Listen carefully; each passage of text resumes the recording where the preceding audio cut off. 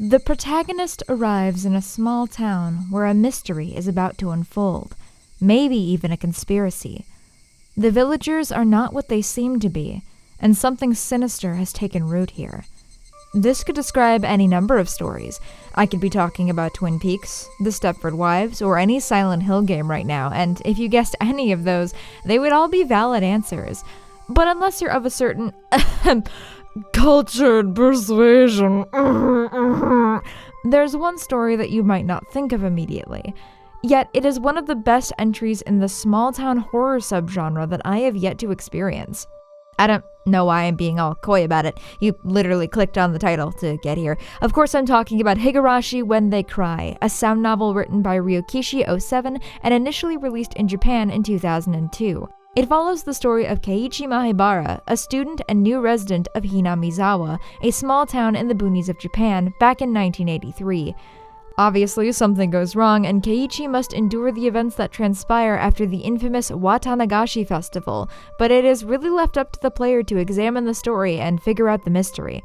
Hello everyone, I'm Hedgehog, welcome back to this nonsense, and this is Higurashi.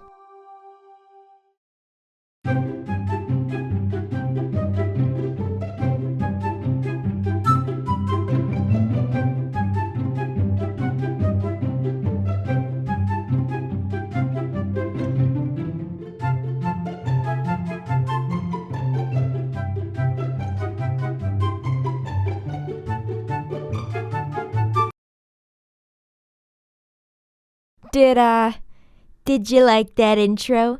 Snazzy. I know, I didn't make it, I just sang over it and made the trans lyrics #humblebrag. First of all, I want to thank all of my patrons for voting for this video. If you too want to occasionally vote on videos and get access to previews of future content, then you can follow the link in the description. Today, I intend to go over the entirety of Higurashi Chapter 1, also subtitled as Onikikushi Hen, or Demoned Away Chapter. The goal of this videos, I'm sure, is twofold. First is the analysis portion, of course, because in case you haven't noticed, this is, an analysis channel. I'll obviously be breaking apart the story to examine how it functions and all fits together. I really enjoy stories that are broken apart like Higurashi because it really allows me to flex my story structure muscles. If you've been on this channel for any amount of time, or have read any of my original stuff, link in the description, I'm sure you know that I kind of consider story structure my speciality. Higurashi's structure makes me drool because the developments and mysteries are paced out so beautifully that it always seems to be giving you little answers while continuously introducing more questions. More on this later. I fucking love it. The second purpose of this video is to act sort of as an entrance point to Higurashi and the broader world of mystery visual novels. 'Cause look, I get it. Visual novels are a hard sell, especially when they don't have any titties. They're long, they're slow-paced, and for those who come in with the mindset of playing a video game, the thing that VNs advertise themselves as, pressing one button over and over just to keep reading more text does seem kinda lame.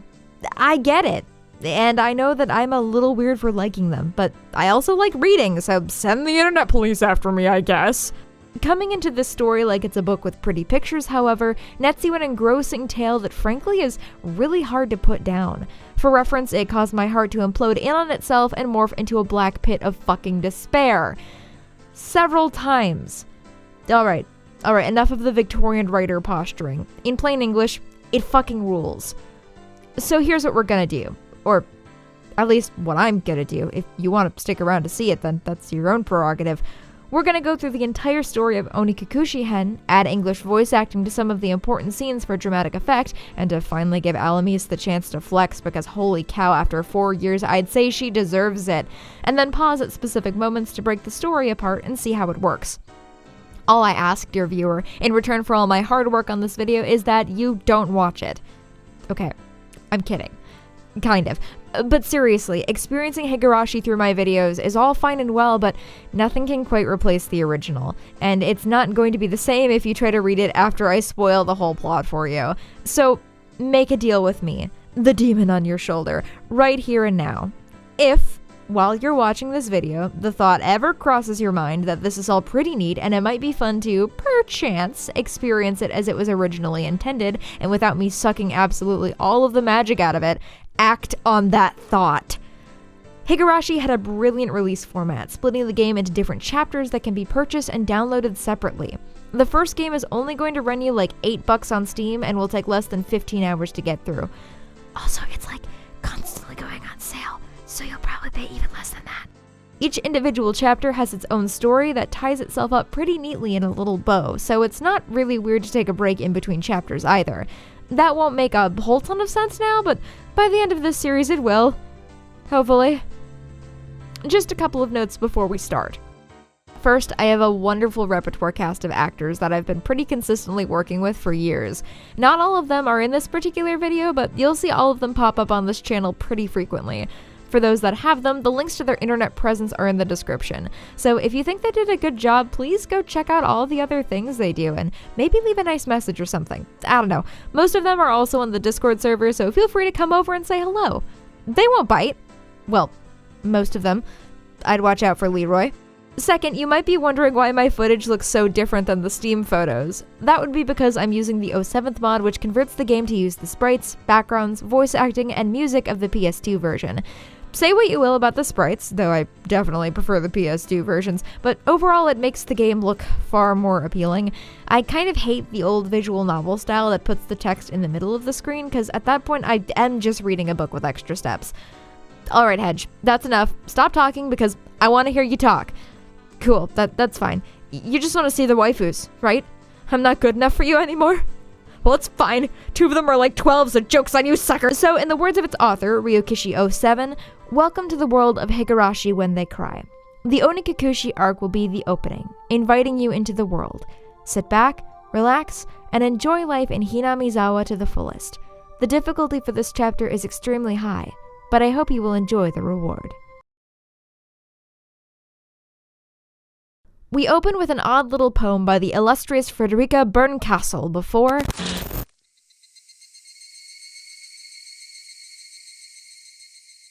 If I was going to be ripped apart anyways, having my body ripped apart would have been far better. I trusted her. No, I still trust her. But I'm starting to realize I only wanted to trust her because I refused to accept the truth. It was as if I was trying to convince myself in such a silly, sobbing voice.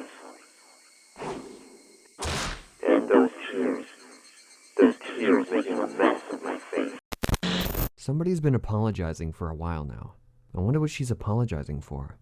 I started to feel a little annoyed at whoever was refusing to forgive her. No matter how bad the mistake, there's nothing that can't be forgiven. She's still apologizing, even now. Then, has she done something that can't be fixed? I have no idea what she's done, but if it can't be fixed, then that's all the more reason to forgive her. This young man, waxing poetic, who you won't actually see until the 5th chapter of this game, is our main protagonist, Keiichi Maebara.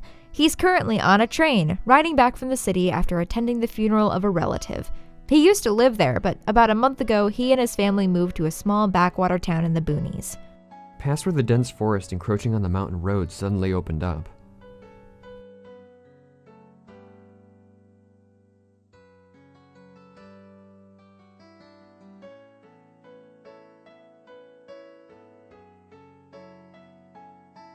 There, where I live now, Hinamizawa.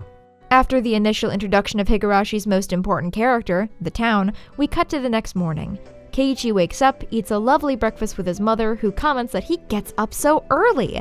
A high school boy, get up early? What kind of alternate universe is this? Although we get a comment from our boy that this wasn't always how it was back in the city, and you get the feeling that maybe the move to this small town was a good move for his family, and for Keiichi. On his way to school, he meets up with a classmate, Rena Ryugu, who waits for him every morning. Keiichi-kun, good morning! You're always so early. You should try sleeping in sometime. If I sleep in, I'll keep you waiting. If that ever happens, I'll just leave you behind. Rena-kun, you're so cold. I wait for you all the time. I'll leave you in the dust without looking back. Rena is a very kind girl, if a bit naive, and Keiichi uses that to his advantage to talk circles around her, first poking at her and then saying something very romantic to make her panic. It's cute. The lines themselves come off as a little mean-spirited, but we can tell from Keiichi's inner monologue that he truly does care about her and is simply trying to toughen her up so that she can't be taken advantage of. And also, she's fun to tease. The early portions of Higurashi are peppered with these cute banter moments, and it really helps to establish the characters nicely. As they continue on their way, they run into yet another classmate. Morning, Rena! And it's been a while, Kei-chan. How many years? I was only off 2 days. You don't say! Oh, you were such a cute little tyke the last time I saw you. As the narration makes very clear, she's referring to his penis. Ironically enough, this is not visual novel style hijinks, but rather a conversation that, like, normal high schoolers would have. Or, well, at least the ones I knew. Maybe I was a little weird. I've grown quite splendidly, you'd be surprised. Not only is he bigger, but he has a little mustache now! Being so engorged with energy every morning is quite a problem, though. I'll introduce you next time, so be sure to greet him properly. Don't say next time. Right now it's just fine. How about letting the little guy get a breath of fresh morning air? And so it continues. Mion acts like an old man in Keiichi's words. Rena gets embarrassed. Shenanigans. Oddly enough, besides some backwards references here and there, and one character who is just obsessed with maids, Higurashi is incredibly low on weird otaku content, even making fun of it on occasion. Mion is Rena and Keiichi's upperclassman and head of their class. How does this make any sense? You'll see in a second. Mion comes across as more tomboyish than Rena. She's very straightforward and absolutely loves board games. What? I didn't cast myself as her because I am just Mion. Why would you ever say that? When they arrive at school, Keiichi explains that since Hinamizawa is so small, there's only enough children for one class. Total.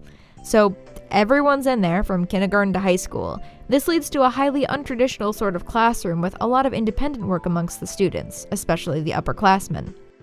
Suddenly, when they reach the classroom, Mion lets Keiichi take the lead, but he's not going to fall for that again. There's a clever trap set by one of the younger kids, Satoko Hojo.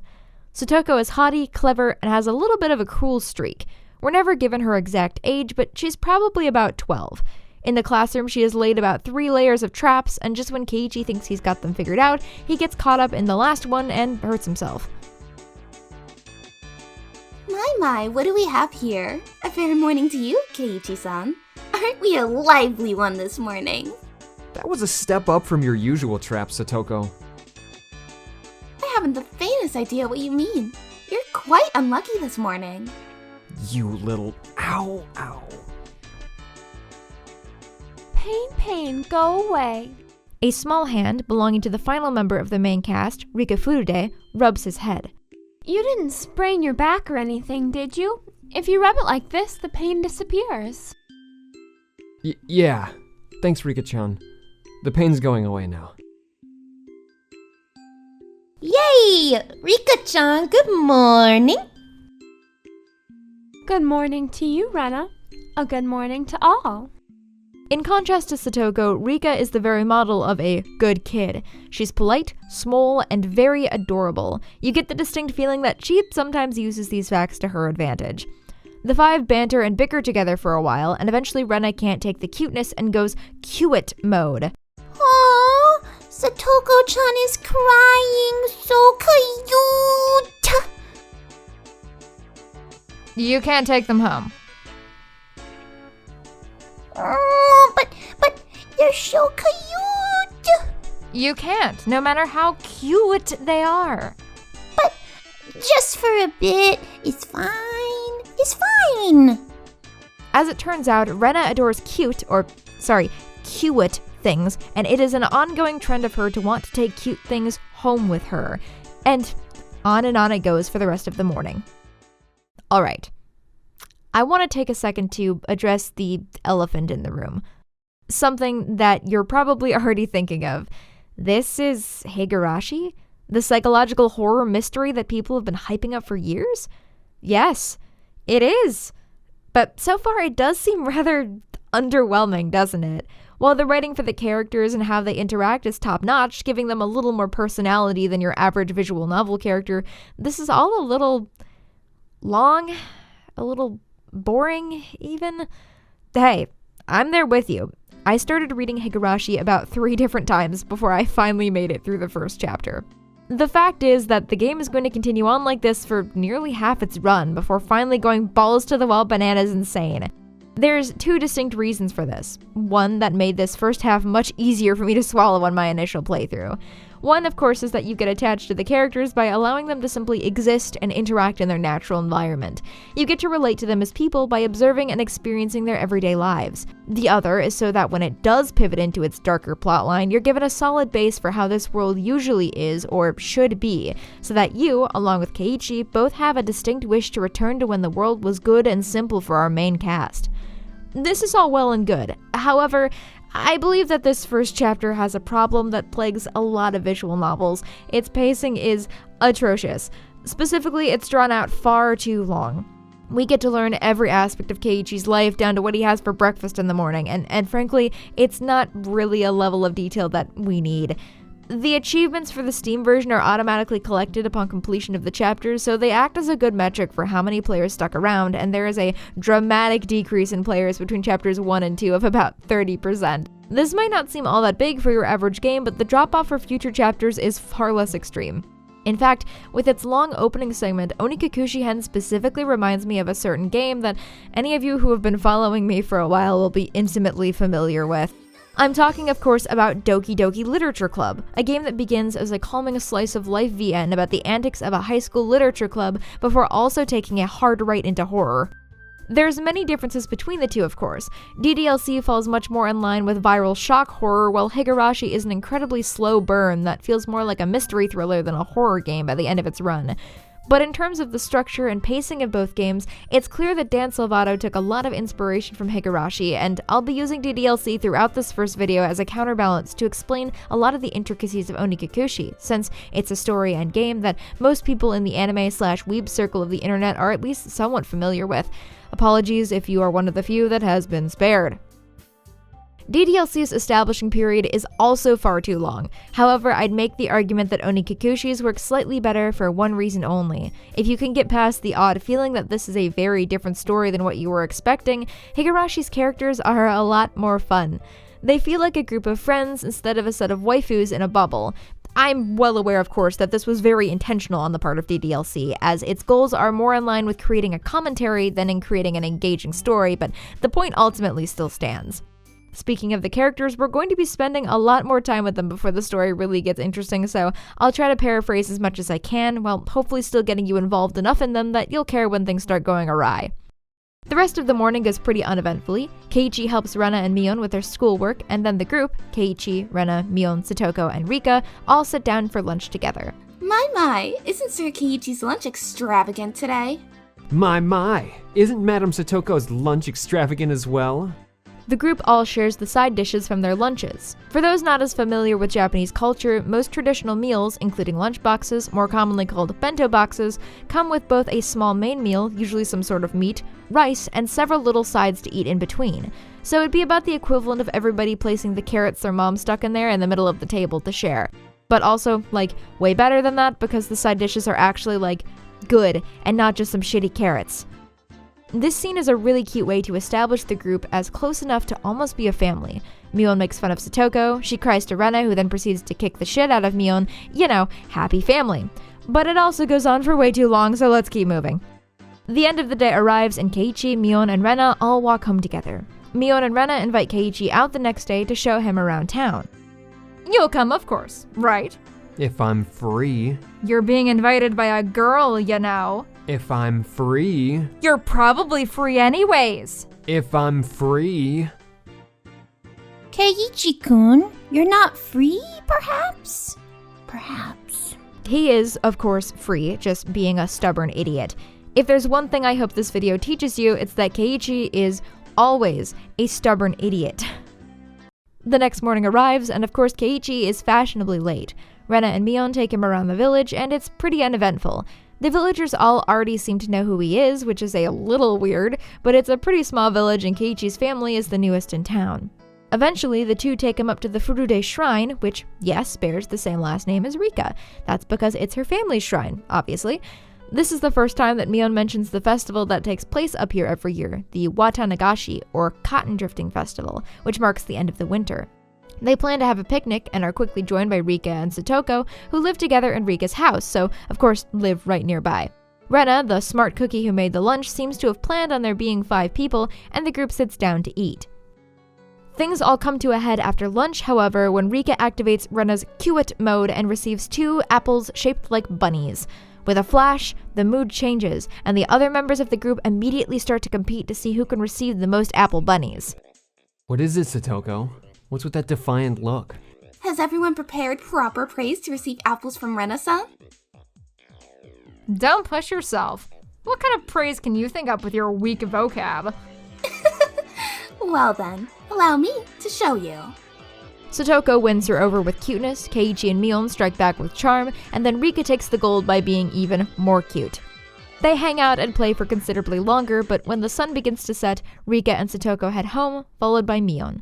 Rena, however, asks Keiichi for a favor. She takes him to the local garbage dump, where she has dug up something particularly cute that she needs help dragging home. Weird, but okay. It turns out to be a huge statue of Colonel Sanders, Colonel Randy, as the console translation dubs him. Rena runs off ahead of Keiichi, and as she does, Keiichi runs into someone new. Whoa, you surprised me. I'm the one who's surprised here. My bad. I didn't mean to startle you. Are you from Hinamizawa? I'm Tomitake, freelance photographer. I come to Hinamizawa from time to time. Keiichi's a little disturbed that this man's just tried to sneak his picture, but Tomitake brushes it off as a whim. He comes across as a smooth talker when he needs to be, but a little awkward, a little strange. With only the wild cries of the Higurashi in the background, the odd setting of garbage dump, and the first appearance of an adult character, this is finally when we get our first hint that something might not be entirely right. Tomitake spies Rena over the garbage pile. He asks if they're there together, and Keiichi replies with a dumb joke. Dunno, maybe she's checking on that dismembered corpse that was out here long ago. It was quite a disturbing incident. They still haven't found one of the arms. Wait. What? Keiichi is obviously a little disturbed by that response, so when Rena returns and Tomitake leaves, he asks her. Hey, Rena, long ago, did something happen here? Seems like they were building a dam here? I don't know the details, though. How? Just wondering if you knew about, an accident or something. I don't know. Again? Weird. Rena says that she actually moved to Hinamizawa a year ago, and so doesn't really know much of anything, but that seems more like an excuse than anything else. The night ends with an odd sense of disquiet, the call of the Higurashi fading into the dark. There's one important thing I haven't mentioned yet, as it hasn't been relevant, but in between chapters we have been receiving tips that tell us more about the story.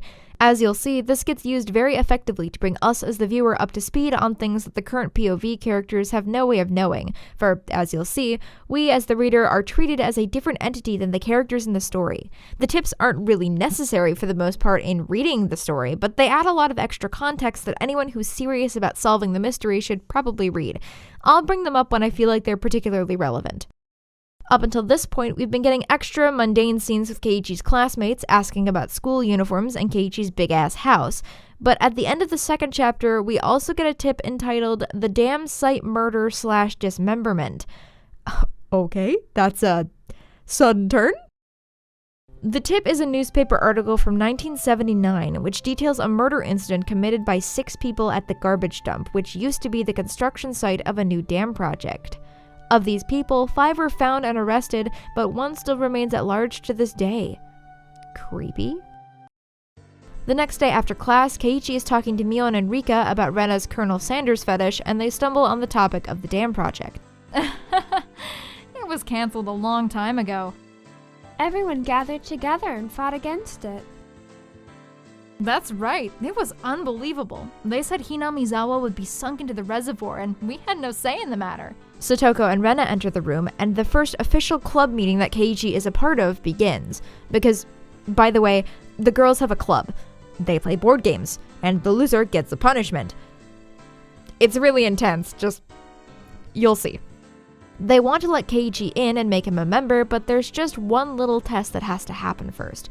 So they play a game. In this case, it ends up being Old Bachelor, a variation on Old Maid, where instead of playing with the Joker, they take one card out of the deck to act as the Bachelor. And the loser? Well, they get their face drawn on. I'll take out the card now. Mion took out one card and left it face down on the table. Everyone stared at the card intently. Well, it'll be pretty obvious in the endgame. No way to tell at the start. But the rest of them were very serious. They didn't seem as relaxed as I was. By the way, you may have noticed the little card that just popped up on the screen right now. That's there because there was no way I was going to be able to fit the amount of voice acting I needed to get the proper Higurashi experience in a reasonable amount of time. We have dubbed certain important scenes completely, and they are over on my other channel, having been quietly uploaded for the past week or so. Not all of them will have cards because YouTube doesn't want more than 4, but if you're curious, all of them are in the description. I consider them pretty essential for viewing of this video, but you can skip them if you want. I guess. Just know that I'll be very sad. Do you want to make me cry? Anyway.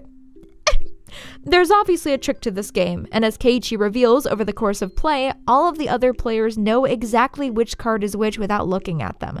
That's because the playing card set is so old that each card has particular markings on them, and the girls have all memorized which card is which puts Keiichi at a distinct disadvantage.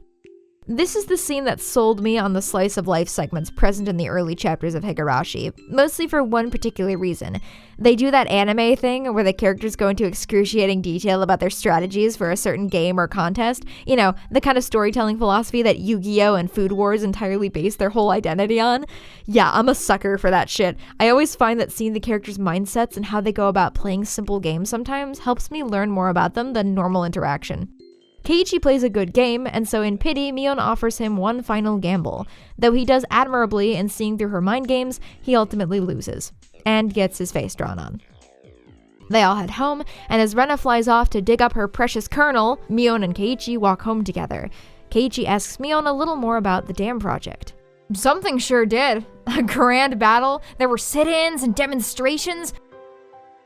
The government guys were really adamant about it, acting all big and full of themselves. Since they figured out that they couldn't settle it with money, they did a bunch of nasty stuff. They were nasty guys. I'm amazed you guys won. You were facing the federal government, right? The mayor and prominent figures in the village all signed petitions. They went to Tokyo and struck deals with legislators, and as a result, the developed plan was retracted. It was our complete victory. There wasn't any violence, was there? Like assaults or murders? None. That seems pretty much like the end of the discussion, so Keiichi drops it. He heads home, and things are a little bit iffy there. Keiichi's dad is a painter, and he's in the middle of a rut, so Keiichi decides to head back outside while his dad cools off. He ends up heading to the dam construction site to see how Rena is doing, while also hoping to potentially run into that photographer again. Unfortunately, he's a little disappointed on that front, but Rena is having some difficulties with the kernel, so Keiichi helps her out. But he has a lot of trouble with the task of dislodging Rena's true love, and so while he sits and takes a break, Rena runs home to get him some cold tea. However, Keiichi is a devious lad, and as soon as she's gone, he begins to dig through some tabloids that he saw earlier, hoping to find something about the murder. Hinamizawa dam worker lynching, murder by dismemberment. As it turns out, the site foreman was lynched by 6 people who came at him with hatchets and axes and divided his body up into 6 pieces. Just then, Rena comes up behind him, carrying an axe. He obviously panics, but she only had it because he mentioned earlier that it would be easier to pry the kernel out with an axe. However, at this point it's quite late, so the two decide to continue with their task the next day, so they bid each other farewell, and the night ends. Also, what kind of axe is that? I'm just saying. The next day, a sentence you're going to hear a lot in these videos as Higurashi's chapters are divided into days, the club members play a game of zombie tag for PE. For those who had no lives as children, how zombie tag works is someone starts as it, but instead of passing on their role to whoever they touch, they simply spread it. So by the end of the game, only a couple of people are left being chased, essentially, by a horde of zombies. Of course, since the club members are involved, it gets turned into a game of psychological warfare where Rena ends up surviving by chance and Mion survives by pretending to be a zombie the entire time. Fun and shenanigans. After school, Keiichi heads out to help Rena with the excavation, but ends up running into Tomitake again along the way. By the way, was that girl an acquaintance of yours? What was that all about? She was walking around with a bared hatchet, and she was laughing with a huge smile across her face. I hid myself because I thought it might be dangerous. Should I call the cops to be safe? It's fine. It's fine. Just leave her be. She's just wandering around looking for more victims. Keiichi Mahibara, you're an asshole. You know that? He reaches the dam site and they set to work on freeing the precious kernel. While taking a break, Keiichi asks Rena about why she moved here, but he ends up getting asked the same questions and giving all the answers.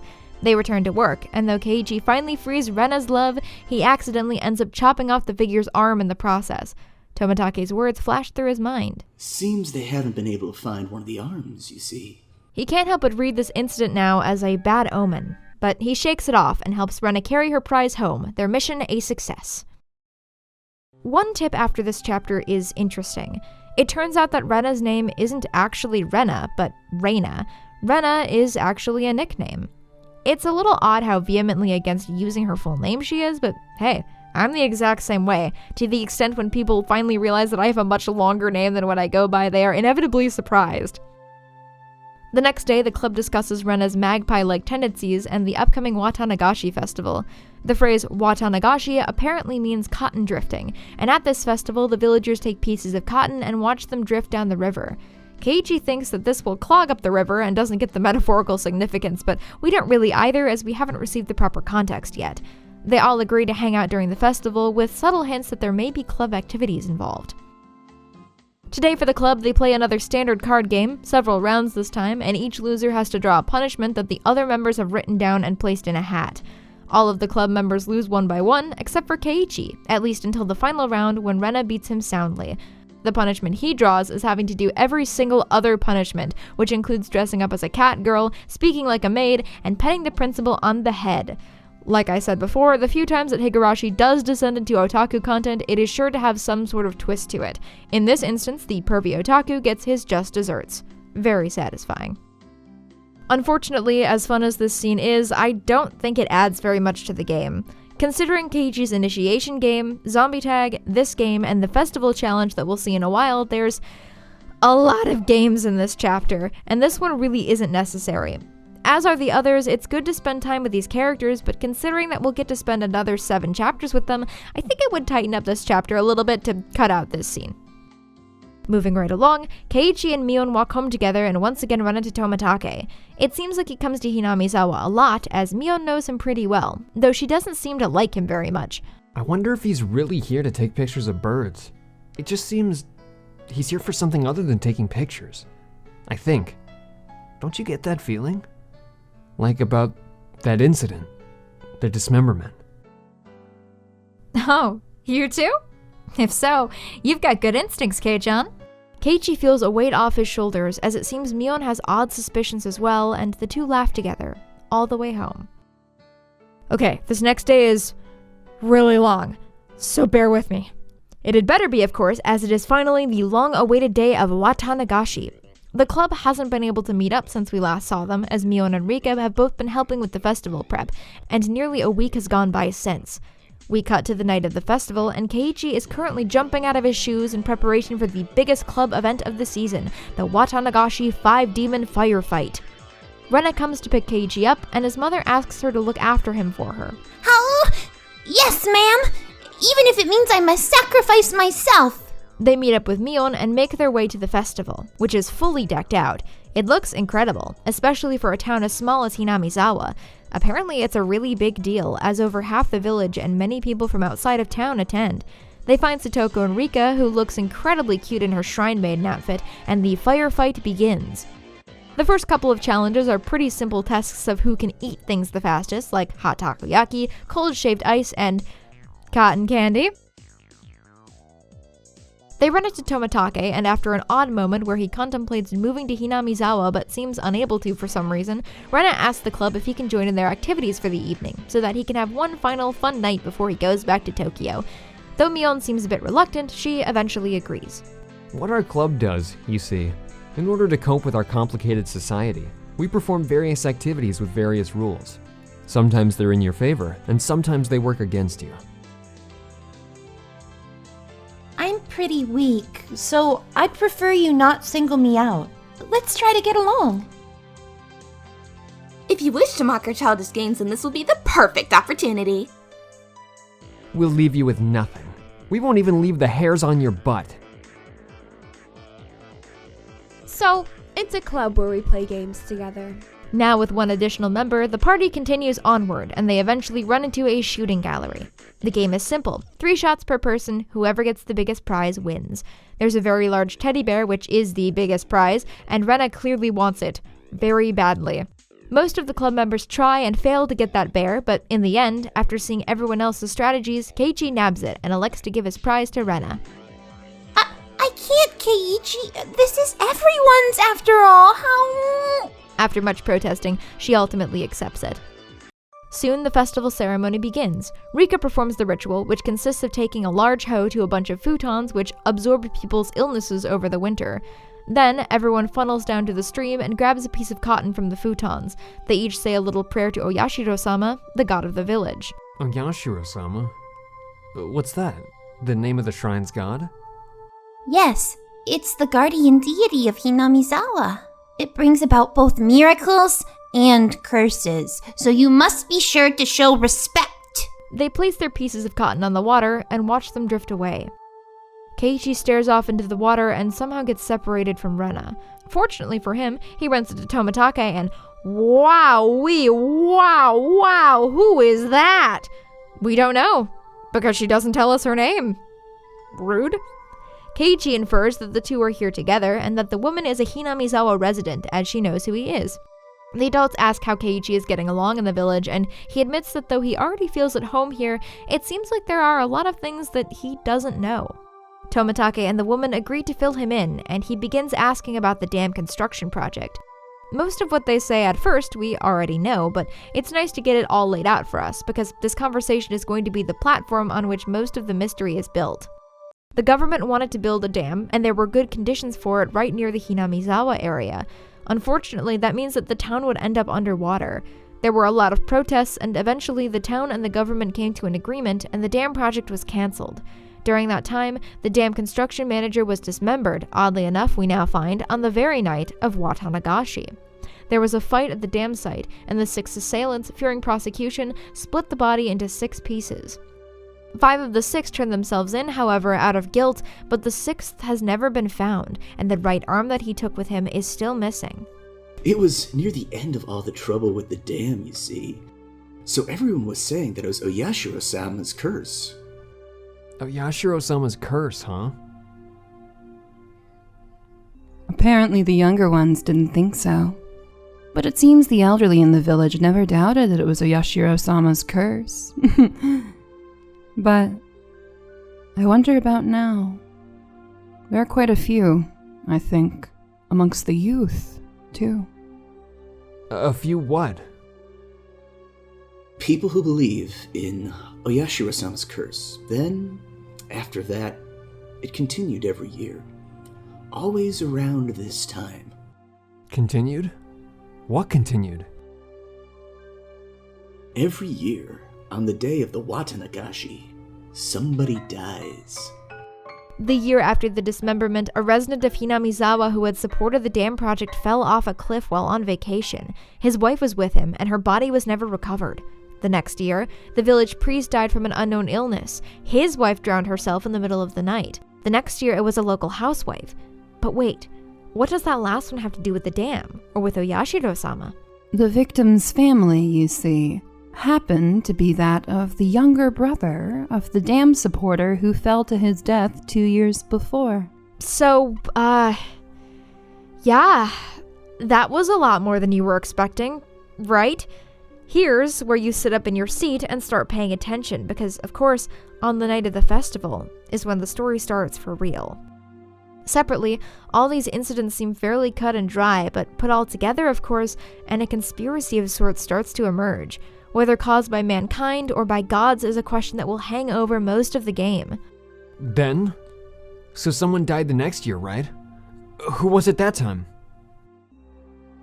Hey, calm down, Keiichi-kun. We aren't trying to avoid the question, Keiichi-kun. It's just, when you say the next year, that's today. Yeah, so you were all probably wondering what the murder I described at the beginning of the video was. A lot of the villagers think it's about to happen. Tonight. The reason why the festival was so lively was because the murder victim of the previous year, the housewife, was a non-believer and didn't even attend the festival. This kind of scares Keiichi a little, whom, lest we forget, is still just a child. The adults seem to regret telling him, but say that there's no way it's real and the curse won't happen again this year.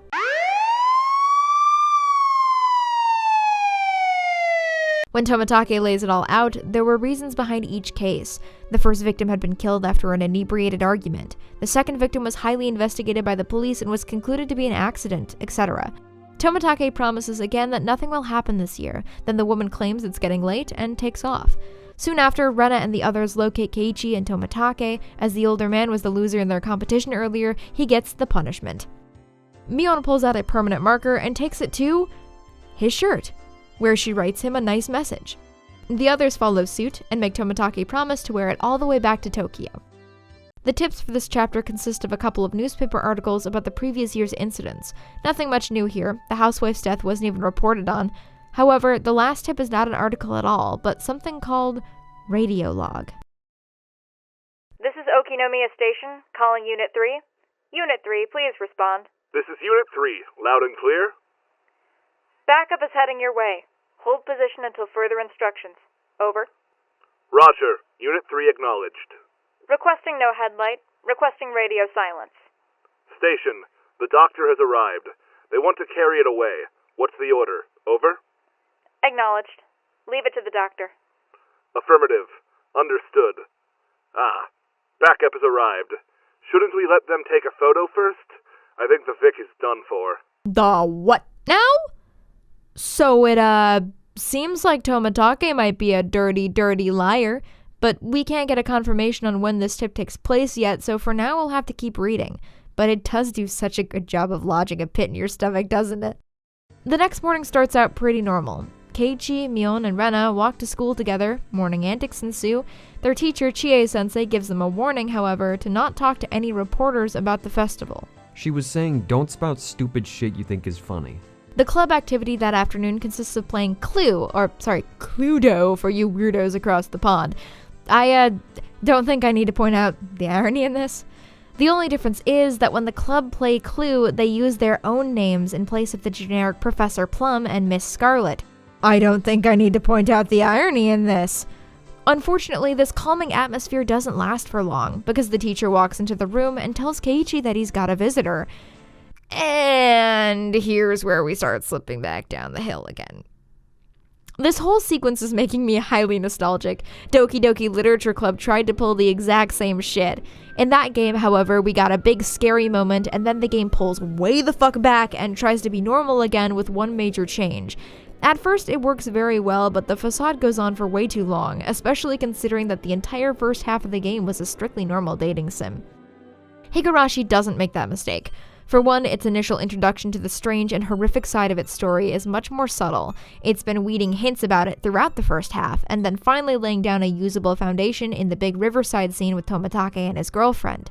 But that scene isn't horrifying, and certainly doesn't contain any sort of jump scare. It's realistic. People have been dying every year on this one particular day. There's whispers of a curse, but there could be any number of explanations.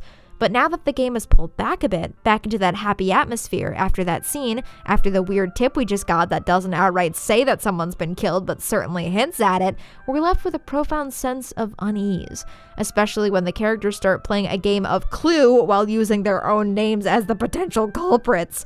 It's a pseudo-subtle way of making you wonder, could any of our main cast be involved? Alright, here's where it gets weird. For real. Are you ready? Got some water? It's good to stay hydrated. Good? Cool. Take a deep breath, and let's go. Waiting for Keiichi outside the school is a middle-aged man, sloppily dressed, looking very warm. He's clearly not from Hinamizawa. Are you Maibara-san? Keiichi Maibara-san? That's right. Who might you be? I have the AC on in my car. Let's talk there. It's a bit hot here, don't you think? Keiichi! No! What are you doing? He isn't even offering you candy and you're still going to go in there? What is wrong with you? Oh, wait, is he actually smarter than he looks? Is he gonna... No, he's getting in the car. Our Watanagashi Year 5 victim, everyone! I'm kidding. This was the 80s, keep in mind it was a very different time. The strange man doesn't waste any time. As soon as Keiichi steps into the car, he pulls out a photo. If you know anything related to this individual, then please tell me. Who the heck is this? I doubt even his close friends would be able to recognize who he was from this expressionless picture that looked like it was taken at the DMV. There were scribbles on his shirt done in permanent marker, starting with yours, Maibara-san. And quite a few of your classmates signed as well. Huh? This is Tomitake-san? He next shows him a picture of the girl Tomitake was with and begins questioning him about the last time he saw them. Oh no. Keiichi may not know it yet, but I think we might know what this means. Even if he's kind of a dumbass, he does pick up on the fact that this guy is most certainly a cop. After dancing around the issue for longer, asking about the other incidents and the curse, Keiichi gets antsy. I have friends waiting, so could you get to the point? The man in this picture is dead. This certainly gets Keiichi's attention. The case is still strictly confidential, but because Keiichi is a subject of interest, the cop tells him what they know about the incident. Last night, on the night of the Watanagashi, of course, the body was found right at the spot on the quiet road leading into the city of Okinomiya where the road becomes paved. The cop who found him quickly discovered that Tomitake's throat was ripped open, not from a knife, but from fingernails. Specifically, his own fingernails. He killed himself by ripping out his own throat. The police suspected drug involvement, but no known drugs were found in his system.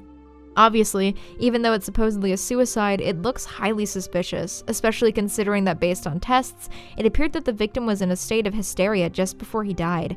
There are other external wounds that seem to indicate that he was also attacked by a group of people just before the end. Somewhere in there, he began madly tearing at his own throat, clawing at it. Then, he died. The presumed time of death was around 9 to 11 p.m., meaning it occurred right after you finished talking to Tomitake-san at the festival. Keiichi remembers the woman with him, but apparently her body has yet to be found. She is, however, very missing. You might, maybe, potentially be starting to see a pattern here. But you might be asking yourself, why come to Keiichi, a high school student, about all of this? As the detective explains it, the residents of Hinamizawa are really hard to talk to about the curse, so he wanted to come to someone who wasn't a native. The two agree to work together and pool their information, but before he leaves, the detective warns him not to speak of this to his friends, especially, for some reason, Rika and Mion. He seems to suspect a conspiracy in the village, and Mion's family, the Sonozakis, were the leaders of the dam protest back in the day. If they are the ones killing someone every year, it seems their definition of what an enemy of the village is broadening, and as a non-native, Keiichi and his family might be on the list of future victims. In the end, Keiichi agrees, and the detective finally tells him his name, Kuroudo Oishi. Keiichi attempts to return to the classroom, take that day's penalty with Rena, and return to normal, but we all know by now, that's never gonna happen. As far as the tips go, both are nominally from Oishi's perspective. In the first, we discover that there are many abnormal things about Tomitake's death, which is making it difficult to establish an order of events. In the second, we learn that the woman last seen with Tomitake is named Mio Takano, and she's a local nurse. The next morning, Keiichi is so tired he's practically falling asleep at lunch. He doesn't tell his friends this, but the conversation he had with Oishi kept him up pretty late with questions, and also resentment, for now he knows things which are getting in the way of his happy school time with his friends. Said friends decide to let him sleep over the course of lunch, but as he lies there, half passed out, he hears snippets of a conversation between Mion and Rena. Mion clearly knows about the death of Tomitake, which she conveys to Rena. So, and me. There are others, right? 2. But they don't know if it's from the curse or if this was an Onikakushi. Whoa! Title drop! Boo, boo, boo, boo! There it is! Heyo! Keiichi obviously doesn't really know what this means, although the characters roughly translate to being hidden away by a demon. The Oni obviously meaning demon. The two also seem to mention that if this is Oyashiro-sama's curse, there should be another victim. The curse and being demoned away seem to be different things that are paired together. Mio Takano has vanished most likely because she was a victim of Onikakushi. Finally, Rena seemed nervous that she might be a potential victim, having just moved here a year ago, but Keiichi is convinced that he'd be a more likely target. The teacher returns shortly after that, and the afternoon goes by fairly normally. When it comes to the game of the afternoon, it turns out that Mion can't play because she has to help her uncle that day. Apparently, he owns a shop in Okinomiya. Keiichi wants to continue playing Clue without her, but the other club members don't seem to want to play without their club leader and go their separate ways. As he's putting the game away, however, Keiichi notices something strange. If you're clever, you may have noticed this already. For their version, the club members put their own names as those of the suspects. In Clue, there are 6 potential suspects, but only 5 club members. So, who's the 6th? They could have just not included it, but there is actually a 6th name hiding at the bottom of the box. Satoshi. Which is weird because there is no Satoshi in their class as far as he's aware. Right before they leave the classroom, Keiichi tries to ask Rena about this Satoshi, but once again she's reluctant to answer and largely dodges the question, though it seems like he might have transferred out. This makes Keiichi a little angry that they are supposedly friends, yet both her and Mion have actively been keeping things from him. Keiichi-kun, you're making a scary face. Why is it? Why? Sorry. I was really looking forward to the club today. Just feeling down about it. Let's go home. The two walk home as usual, but today there's a strange sort of atmosphere. Rena chalks it up to Keiichi finally feeling the fatigue from moving. He in turn asks her about when she first moved to Hinamizawa, and it was apparently pretty normal. Finally, Keiichi makes up his mind and decides to confront Rena. Hey, Rena. Is there something that everybody's keeping from me? Huh? No. Not at all. You're lying, aren't you? What do you mean by that, Keiichi-kun? You are, aren't you? Keeping something from me? Well then, Keiichi-kun, aren't you keeping something from us? Something has just happened to Rena. I mean, look at her. Fuck. And somehow she seems to know that Keiichi has been keeping everything he's learned about Tomitake's death from them. No, I'm not. No lies, nor secrets. Liar! She goes on to confirm what she knows, that he got into a car with a police officer the day he got called to the teacher's office. As he continues to deny that he's keeping anything from them, Rena begins to act erratically, alternately threatening and screaming at him. It has nothing to do with you guys. Lies! We also have secrets, just like Keiichi-kun has secrets. And then, suddenly it ends. Rena smiles and says that they should get home. Like, nothing ever happened. After this, Keiichi just sits in his room until around dinner time, utterly petrified. He's convinced that the person he just talked to couldn't have been Rena, and let's be honest, it certainly didn't seem like her. He's knocked out of his stupor, however, when his mother says he has a call from the bookstore. No idea why that would be, but when he goes downstairs and picks up the receiver, it turns out to be Oishi, who didn't want to scare his parents with a call from the police. Keiichi brings the cordless phone, this is the 80s, remember, back upstairs with him. It seems that Oishi is mostly calling to check up on him, but Keiichi decides to ask him if he knows what Onikakushi means. I believe that's when somebody suddenly vanishes because they've been abducted by a demon. It's a special saying from around here. It has the same meaning as spirited away, like everyone else says. Finally, a straight answer. Oishi, after a bit of hesitation, proceeds to tell him the basic legend of Hinamizawa. You see, Long ago, Hinamizawa was feared as the village where demons reside. Demons? By demons you mean those pitchfork-carrying things in hell? More like human-eating monsters.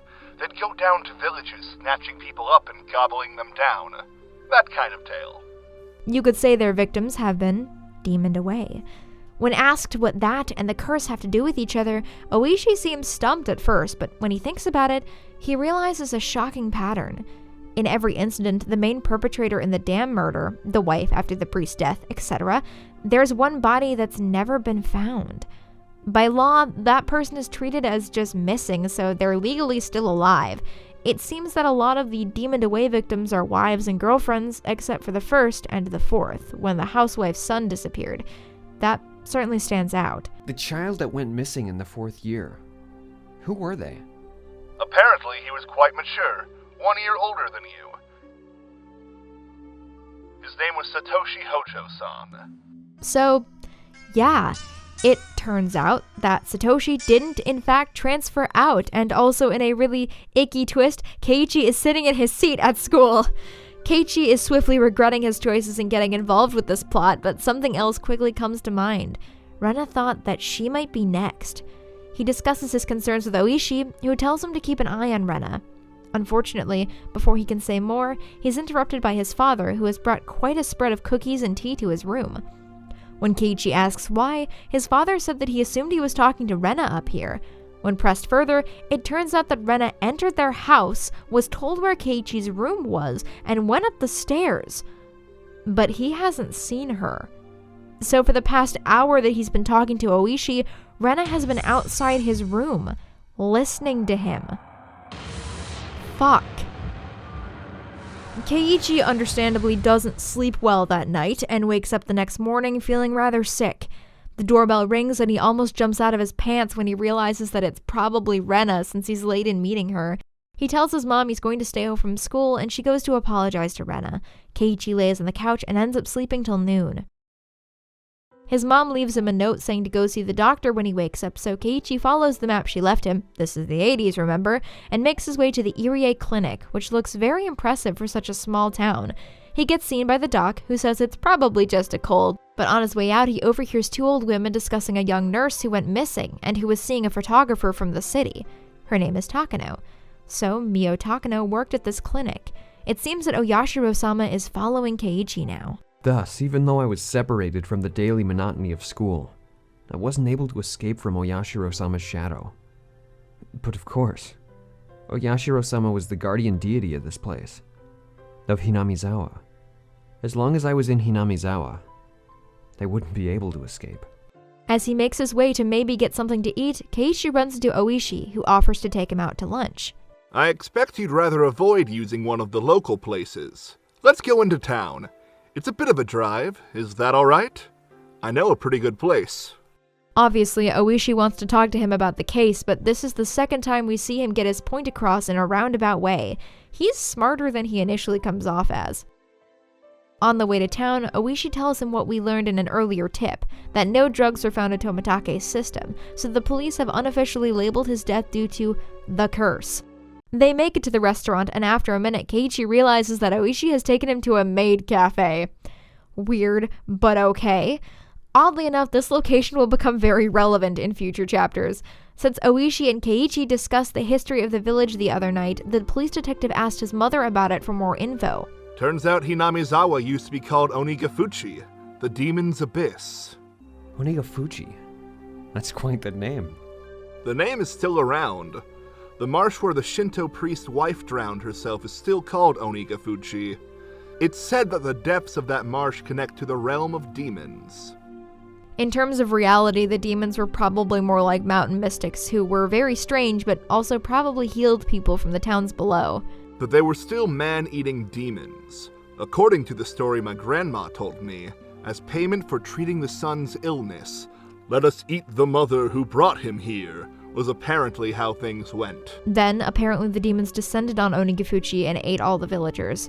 Oishi says that there are a lot of other tales where the demons work together to capture their prey, just like the villagers banded together to defeat the dam project. He also says that the demons normally choose one target at a time and work to hunt them down, but if you don't help the chosen victim, then you are safe from the demons, which is setting off some red flags. In truth, all of this seems very similar, and it appears that Oishi believes the villagers to be involved with the deaths every year. Last year, I had a nagging feeling when Satoshi-kun disappeared. So those friends of Satoshi-san, meaning your group of friends, Maibara-san, I had a bit, really just a little bit, okay, of background checking done on them. Keiichi hesitates. He might learn things about his friends that he really doesn't want to know. A little voice inside me was screaming like an alarm. Stop, Keiichi. This was probably the last one. I took a deep breath and silenced that voice. I would not run from the truth. As it turns out, one of his friends had something to do with each of the cases. The dam foreman had had an altercation with Mion just a few weeks prior. The couple who fell off the bridge had a daughter named Satoko. The Shinto priest also had a daughter, Rika this time. And the housewife the year after, she was the aunt and had custody of Satoko after the death of her parents. Satoshi was Satoko's older brother. But wait, you might notice, one name is missing. Rena lived in a suburb of the Ibaraki prefecture until last year. She's not involved in any of the cases. Actually, I was looking into her. Before Ryugu-san moved away to Hinamizawa, she was suspended from school. It seems she went through her school building and broke all of the windows. Rena did that? It seems that, after her 3-day suspension, she didn't return to school. She went to a neurologist and was diagnosed with dysautonomia. She was given weeks of counseling and medication. And in the counselor's medical report, he recorded all of the conversations he had with Rena-san. It shows up. And quite a bit at that. What did? She mentioned the word Oyashiro-sama. Well, hold on. That doesn't make any sense. But wait, it does. As it turns out, Rena actually was born in Hinamizawa. Her family moved away to Ibaraki and then moved back years later, largely because of Rena's obsession with the place.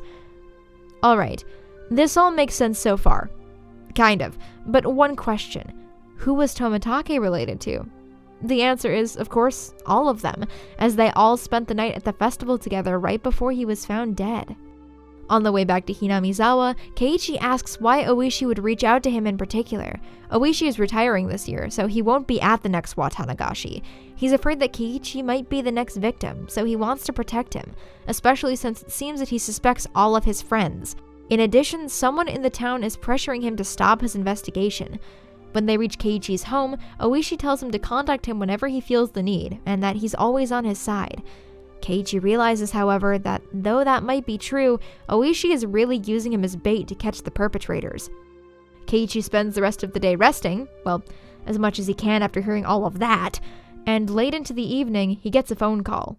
He picks it up, thinking it's probably his mom. Hello, this is the Maibara residence. Oh, he's alive! Hello, this is Mion. How you doing? He's suspicious of her, and he hates how much he is now. Mion asks if she can come over to visit, as her grandma made way too much mochi. It seems that Rena is coming too, but Keiichi thinks it'll probably be okay if she's with Mion. They show up 10 minutes later, the epitome of concern. Well, Rena is. Mion is just... Mion. They chat for a bit and hand over the mochi. Rena says that she made one of them, and Mion adds that his club homework is to guess which one, and that they all have letters on them. Rena says they should get going, and Mion agrees. You're right. Let's get going. Ah, by the way, Kei-chan. Yeah? What did you eat for lunch? Uh-oh. Oh no. We've seen that facial expression before. It looks like Rena isn't the only one. He immediately realizes that they must suspect he had lunch with Oishi. So you ate out for lunch, Keiichi-kun? Well, was it good? Seems you were with a rather austere-looking older guy. Who was he? Oh? Keiichi-kun, who was he? Could it be the person from before, I wonder? How do you know that? Because There's nothing this old man doesn't know. Fuck, fuck, fuck, fuck, fuck. Keiichi digs himself deeper into his own grave when he panics and says that they totally didn't talk about his friends at all. After threatening him a little, the two girls giggle to each other and say that they should go home. Just as he thinks he's safe, the door opens a crack again. See you, Kei-chan? Yeah. I'd hate it if you miss school tomorrow. All right? Keiichi briefly loses his goddamn mind and tries to make sense of what just happened. In the end, he tries to justify their actions to himself because, after all, they're his friends. Lately, I had no idea what anyone was saying. Spending time with them was fun. It didn't feel like there was any sort of hidden agenda. I really do think they're a good bunch of people. But ultimately, it seems like the truth is starting to smack him in the face. His friends might be the culprits behind the killings. He regrets learning about these things immensely and wishes he could go back to the way things were. This will be an ongoing theme we will see pop up frequently. Entering an odd sort of malaise, Keiichi tells himself that everything is going to be fine. He's going to go to school tomorrow and everything will be back to normal. He goes to the living room to eat the mochi that Rena and Mion's grandma made, determined to find Rena's. He thinks he has a winner when he sees one that's a slightly different shape than the others and decides to see about the taste. Maybe there was something hidden inside that could cause an upset. Seems my prediction was right. My tongue touched something. Didn't feel like something edible, so I reached in with my fingers and grabbed it. As he sees what it is, he flings the rest of the mochi into the wall in horror. That one's probably Rena's all right, and she's hidden a little gift inside. A needle. Meanwhile, in a flawless transition, we see in this chapter's tips that Oishi is continuing his investigation. However, he's receiving pushback from the local government, specifically from council members from the Sonozaki family, Mion's family. Worse, if he keeps sticking his nose into the past murders, the police chief might cut his severance pay for when he retires, which would mean financial ruin for him. Oishi is kind of stuck between a rock and a hard place, it seems. The next morning, Keiichi continues his rapid descent into paranoia by throwing his blankets at his mother when she tries to wake him up, thinking she might be an intruder. According to his mother, there will be no second day of skipping school, so even though he is certainly not mentally prepared for it, Keiichi starts to get ready. She is also pissed at him for throwing the mochi against the wall and then not cleaning it up, but Keiichi at this point is far from caring. He also realizes the true meaning of Mion's threat from the previous night. I'd hate it if you miss school tomorrow. Missing school is abnormal, and she wants him to continue acting as if nothing's wrong, and that includes to his parents, of course. Off on a side tangent for a second, something that I find really admirable about Higurashi as a whole is the presence of Keiichi's parents. A lot of stories about high school-age kids, especially those set in Japan where kids being away from their parents is more normalized, said parents are usually nowhere to be found. This gives the kid more agency to interact with the plot, but I think it's a stamp of quality that Higurashi said, no, Keiichi Maebara lives with his parents who love and care about him, and he is going to have to work around them for the plot shit. No real point to that, just a small thing I noticed, so moving on. In order to appear normal and take Mion's perceived deal to not say anything and have life go back to the way it was, Keiichi should be at the spot where he usually meets Rena, but he gets up too late and she's at the door while he's still eating breakfast. Though it pains him to forget everything he knows, he goes with her to school, as if nothing had happened. However, Rena seems so normal on their walk over that Keiichi wonders if he just had a fever and made the whole thing up. If God would grant me just one wish, there's only one thing that I'd wish for. I would want what had happened in the past few days. More specifically, from the night of the Watanagashi, up until last night. I wanted all of that to have never happened. I wonder how many times I'd wish for this these past few days. So, Keiichi-kun, those mochi yesterday, did you eat them all? There it goes. Happiness right out the window. Rena continues to talk normally, but Keiichi knows the hidden message. She's asking if he understands what her and Mion were trying to tell him. He recalls that regardless of how cute and happy Rena seems, she can be violent, like when she broke all the windows at her old school. Something has possessed Rena, but he doesn't know exactly what. What would Rena have done to whoever attracted her attention? The answer was obvious. She would have undoubtedly acted according to her whims. Meaning I would be the next window. Though he was initially convinced that the killings were the work of humans, Keiichi can't understand why sweet, happy Rena would do something so violent like that. In her conversations with her doctor, she claimed to be possessed by Oyashiro-sama, and now more and more, partially out of real belief and partially out of convenience, Keiichi starts to believe her. He simply doesn't want his friends to be murderers. Better in that case to cleanse them of all blame by believing that it was the god that did it, and not them. He makes it to school, and his friends seem concerned by his muted reactions. Mion questions him about the mochi, and when he says he didn't eat them all, she berates him for forgetting his homework and says that she's got a punishment in store for him. During a free study period, Keiichi thinks about his situation and realizes that more than anything, the needle in the mochi was probably more than a warning. It was intended to stunt his progress while they come up with a method to completely erase him, which they will do because he knows too much. He briefly wonders if Satoshi from last year was also in the same situation, and if that was why he vanished. He fights with himself for a while, before coming to the conclusion that he needs to stop doubting himself and look at the facts. His friends are involved in the murders, and are trying to kill him. He leaves school right after class, missing the club meeting, though his friends taunt him to stay. At dinner that night, Keiichi almost tells his parents everything, but realizes that they'd never believe him, and besides, it's safer for them to not know. Oishi is his only ally, and right now, Keiichi is his bait. But Oishi is far away, in the city. Keiichi needs something to buy him time while Oishi gets to his location for when the attack inevitably happens. He starts to make a plan. He decides he's going to grab the metal baseball bat hanging around at the school under the guise of practicing his swing. For the time being, he writes a note so that Oishi can avenge him in the event that he doesn't make it in time. I wouldn't be killed. Not when I still knew nothing.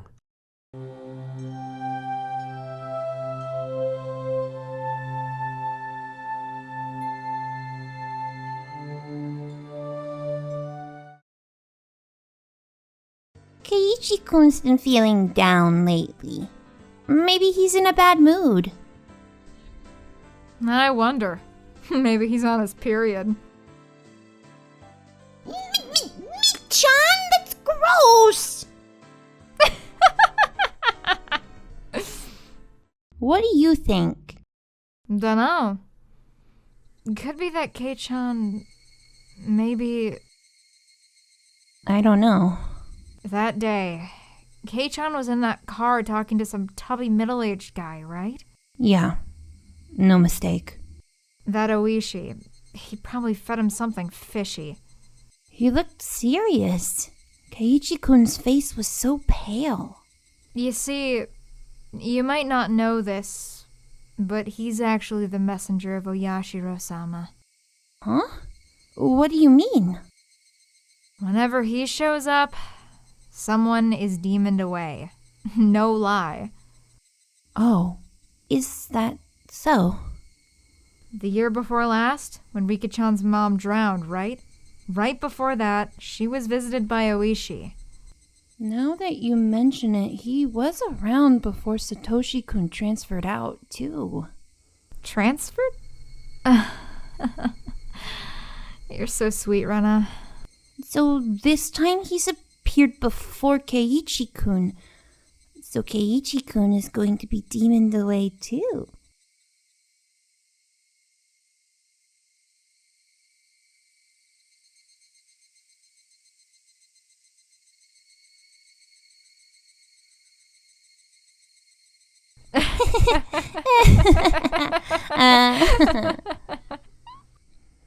Now, this is a particularly odd tip, isn't it?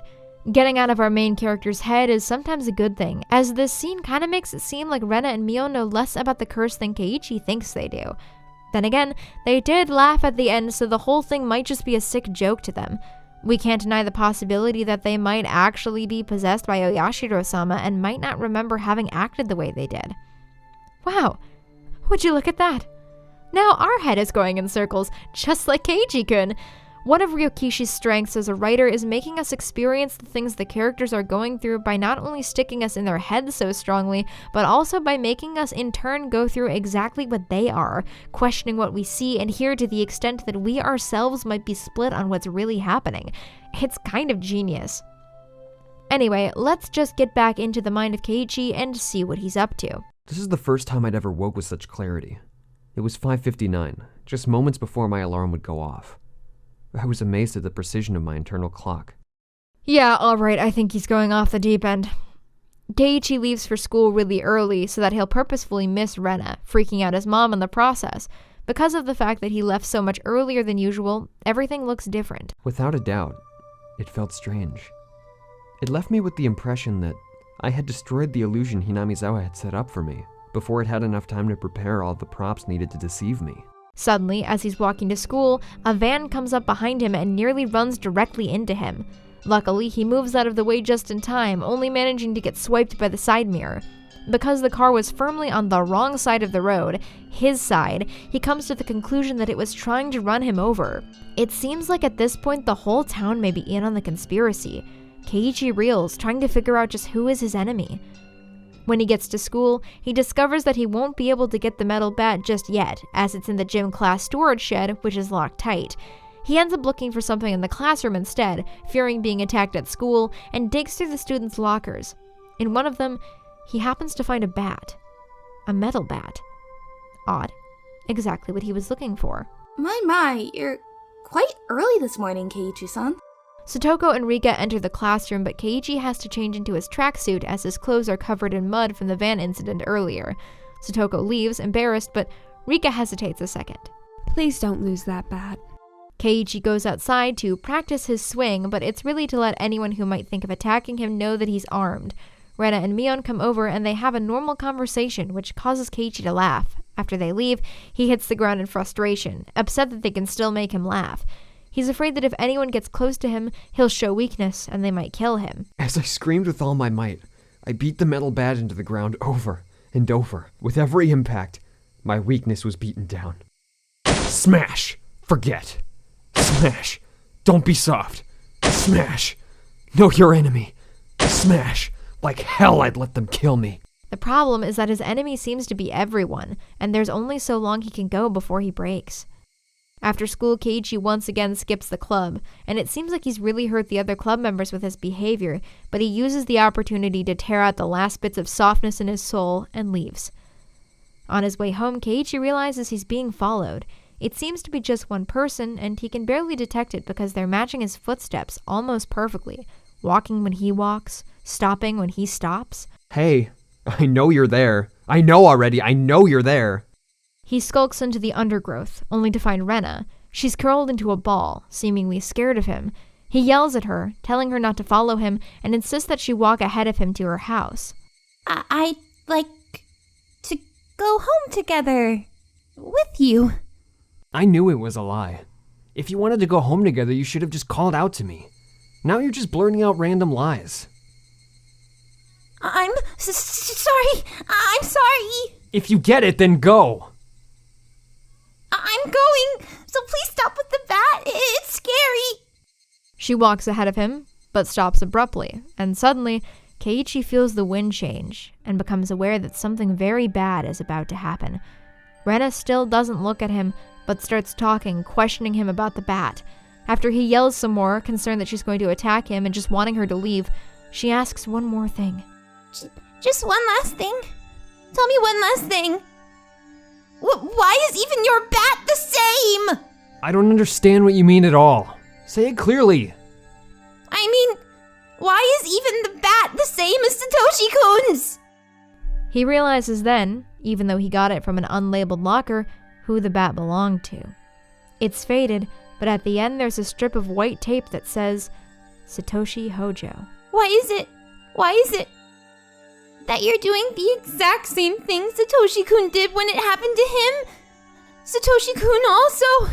One day he came to school all by himself all of a sudden, just like Keiichi-kun. Then one day he suddenly started practicing his swing, just like Keiichi-kun. Then one day he suddenly began carrying the bat around with him, just like Keiichi-kun. Then one day he suddenly... Keiichi realizes with a start that the same things happening to him had happened to Satoshi Hojo just 1 year before. There seems like there's more to his disappearance than there initially seemed. He begs her to tell him what happened to Satoshi, as it seems very clear that he's following the same path. I told you. Keiichi-kun. Satoshi-kun, you see, transferred out. Keiichi falls to his knees. The bat in his hands is useless to him now. But you won't, will you, Keiichi-kun? Do what? Transfer. Somehow, Keiichi finds himself at the front door of his house, having stumbled there while lost in terrifying thought about what Rena meant by transfer. It's clear enough at this point that transferring is something that causes you to go missing, but what exactly that entails, we have no idea. Suddenly, he feels that presence again, that person right behind him, copying his movements. He thinks that he can hear the swoosh of their hair, the flick of their eyelashes, even though that should be impossible. He asks who they are and swears he can hear an inhale. Now he's certain that they're a young girl, though he has no idea who it could be. Convinced they're somewhere around him, he swings the bat, destroying his home's entryway. The violence of his swings, though not seeming to hit it, do seem to scare it, and the presence dissipates. He calms down, locks all the doors and windows, and draws all the curtains in the house. Then he takes a second to think. Clearly, this must be a symptom of Oyashiro-sama's curse, or at least the villagers imitating it, which it seems clear he's under now. He's lost in a vortex of conclusion when it comes to what to tell Oishi. If he denies it's a curse, then that's basically saying that his friends are murderers, but if he claims that it is the curse, Oishi probably won't believe him, and he has so few allies already. There's a third option, of course, that Keiichi's simply gone crazy, and honestly, he sort of wishes that that was the case. Unfortunately, the calm doesn't last as Keiichi gets a phone call from his parents. Apparently, they had to go to Tokyo for his dad's work and won't be back until tomorrow night. This seems all a little sudden and convenient to Keiichi, but there's nothing he can really do about it. He panics, realizing that anyone who wants to kill him would see this as the perfect opportunity. Doing everything he can to cover up the fact that his parents aren't home, Keiichi finally is able to relax. But then he gets another phone call. It's just a random neighbor, and he covers up that his parents are gone for the night fairly well, but is thinking of a better cover story as to why they can't answer the phone when the damn thing rings again. However, this time it's Oishi, and Keiichi rushes with the phone up to his room. Oishi asks him if anything's changed since 2 days ago, and though he initially responds with not much, that's anything but true. He eventually confesses that Rena and Mion questioned him about Oishi and stuck a needle in his mochi. That's evidence. It could be used as proof that they threatened you. Where is that needle? In a frantic rush, Keiichi searches for the needle, but of course at the time he was somewhat panicked and his mother had cleaned. There's no sign of it. He also tells Oishi about the hit and run, but also failed to get a license plate number. Oishi reassures him that it would have been difficult to think what to do in that circumstance. Finally, he tells him about Rena knowing Satoshi's ultimate fate. Fate, you say? Exactly what kind of fate did she say would befall you? Transferring out, she said. Rena said Satoshi transferred out. So given how things are going with me, I'll transfer out too. My Bara-san, that was probably some sort of threat, or maybe some type of warning. This makes Keiichi curious about Rena. She was obviously deeply involved with the conspiracy, whether it be mundane or supernatural in origin. In this house, Keiichi is a sitting duck. He might not be alive tomorrow. So I had to ask. Right now. Because I had no idea when the next chance would come. Oishi-san, I have something I wanted to ask about. Please don't keep anything from me. Sure. Ask away. Actually, regarding Rena's... But just then he notices it. The doorbell ringing. Keiichi leaves Oishi on the line and goes to answer the door, only to maintain the appearance that his parents are home. Though he doesn't unlatch the chain, he opens the door, peeks out, and... well, speak of the devil and she will appear. Good evening. Rena. She very much wants to come inside, but even if she's alone, Keiichi isn't going to fall for that shit. As it turns out, Rena has made him dinner. Keiichi begins to drop his guard at the thought of Rena's food, which... wow, dude, that's real smart. But just in time, he realizes something. Rena would have only made dinner on the premise that there was no one at Keiichi's house to make dinner for him. How would she know that his parents weren't home? He says that he's already got dinner. You know, like a liar. But Rena then asks if he can cook. Yeah, Chief, she knows you're alone. How about I try guessing what Keiichi-kun's dinner will be? It doesn't matter what I'm gonna eat. Your dinner. I wonder, is it something that can be made with just hot water? He tries to tell her that his mother's in the house making dinner right now, but she doesn't believe him. Still, Keiichi can't give up the facade. She asks him point blank, and once again, he lies. You know, like a liar. Rena gets very upset that Keiichi is lying to her and even becomes somewhat hysterical. She guesses that his only dinner is cup noodles and insists that it go better with the side dishes that she brought. But that's easy to guess, there's only so many things he could eat with his lack of cooking skill. But then she guesses the flavor he's going to eat, and that sends him into a panic. Like I said, why do you know that? I was behind you, following you the whole time. What are you saying? That's because Rena was right behind Keiichi-kun's back the whole time. She then recalls the exact events that got up to Keiichi picking out the particular flavor. Then she asks him to open the door so they can eat together. She doesn't loosen the chain herself like she could, but instead keeps begging Keiichi to open the door for her. He begs her to go away, and when she doesn't, he screams it. In a fit of terror and anger, he grabs the door and slams it shut. But it doesn't shut.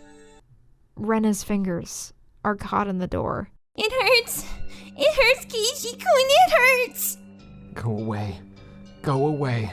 Go away. Keiichi is too hysterical to really hear her, though, and keeps trying to pull the door shut, pinching her fingers more and more. It hurts! It hurts! I'm sorry! I'm sorry! I'm sorry! Go away. Go away. Go away! The two just keep screaming their respective mantras while Rena's fingers turn red. Finally, she's able to slip them out of the door, and Keiichi slams it shut. But on the other side, Rena is still crying. I'm sorry. Keiichi-kun, I'm sorry. Open up. Keiichi-kun. She sits there, but Keiichi backs away and runs back up to his room, leaving her. He remembers that he was in the middle of a phone call with Oishi and tells him that Rena just came over.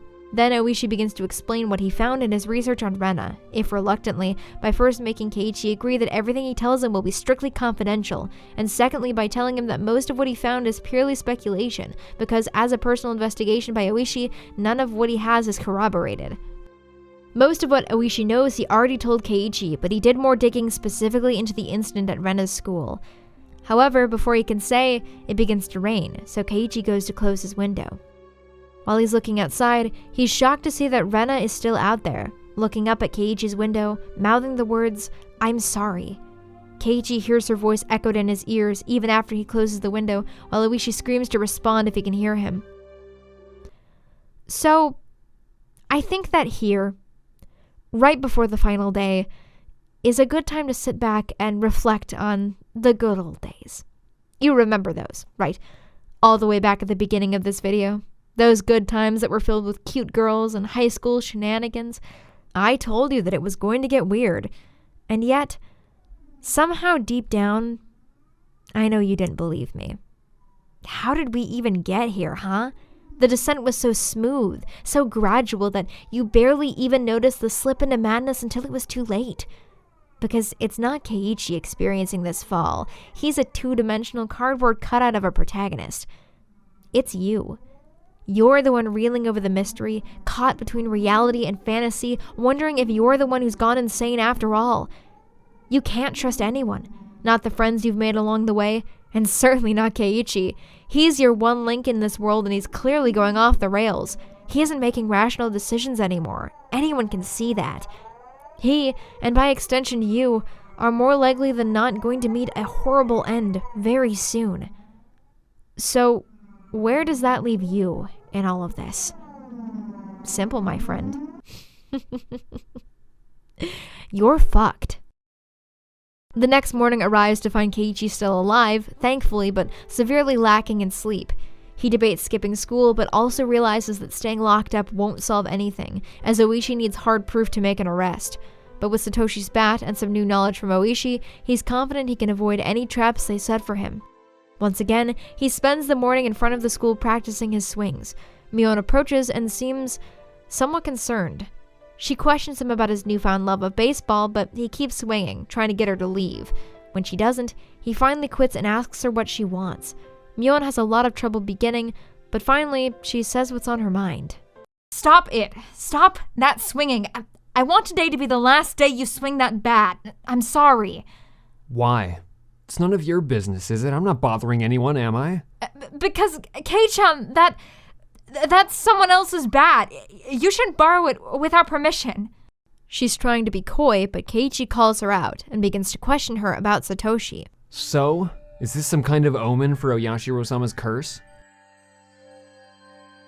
Shh! Please, Kei-chan, don't mention Oyashiro-sama so recklessly. I don't believe in him, but the others very much do. Rena especially. You're scaring everyone. If you're just fooling around, then stop it. You have to stop acting like Satoshi. Keiichi calls her out again for lying to him about everything, and Mion apologizes, almost starting to cry. Oh, by the way, those get well mochi you brought the other day, they were good. I thought I was gonna bleed. Who did it? You or Rena? You could have killed me. How could you do that to a friend? But it was just a little prank. You think that was a prank? He lifts her up by the collar, leaving Mion frozen in fear. It won't be that easy to erase me, you know. The cops have been onto you from the start. So don't think you can make me disappear like you did Satoshi. I think you guys are suspects in the previous incidents too. I also know you've spent a lot of time with the cops ever since the anti-dam movement. Don't think you can hide it from me. Got that? How did you know? But we don't get a confirmation as to what she's actually asking because just then, the bell rings. As Keiichi heads past her to the school, he sees that he has indeed made her cry. Behind his back, she mumbles to herself. So that's how it is. So it was that bastard. He leaked it all to Kei-chan. I should have killed him back then. He forgot the mercy I showed him just because he was going to retire this year. Damn it. I'm going to kill that damn old man. Ugh! She looks scary as all get out, and in order to not have to experience the fallout of this moment, we mercifully cut to the classroom. The school day goes by uneventfully, with the exception of none of the club members talking to him, and Keiichi packs his bag to go home, stunned that nothing happened that day. But deep down inside me, far beneath in the recesses of my heart, achingly, I know, this would be the last day of this cycle. There's only one thing he desperately wants to know before the end. Why him? When I do realize it, I wonder if it will be amongst the Higurashi, fruitlessly crying to the next victim. As he's walking home, Keiichi runs across a dying Higurashi, a cicada, by the way, in case you hadn't already Googled it. But as he's desperately trying to understand its words of warning, all of the cicadas promptly fall silent. Keiichi hides in the trees, wondering who is coming. It turns out to be Rena, who looks not good, frankly. Her eyes are lifeless, and she's carrying an axe. Frankly, that looks more like a particularly wicked machete to me, but who really cares at this point? Keiichi-kun? Are you playing hide and seek? I wonder. She already knows where he is, so it's ultimately better to stop hiding. I found you, Keiichi-kun. When he asks what she's doing, she says that she's going treasure hunting. As he keeps backing away, she keeps coming closer to him. But as she says, she can't stop because her house is the same direction after all. In order to lose her, he takes a different side road home, but of course, Rena is following him. Why are you following me? Because I want to talk to Keiichi-kun. Keiichi-kun wants to talk to Rena too, doesn't he? I don't want to talk about anything with you. That's a lie, isn't it? There's something you want to ask me about, isn't there? Not at all. I have nothing to talk to you about. That's a lie, isn't it? It's not a lie! Lies! Let's talk, Keiichi-kun. Talk.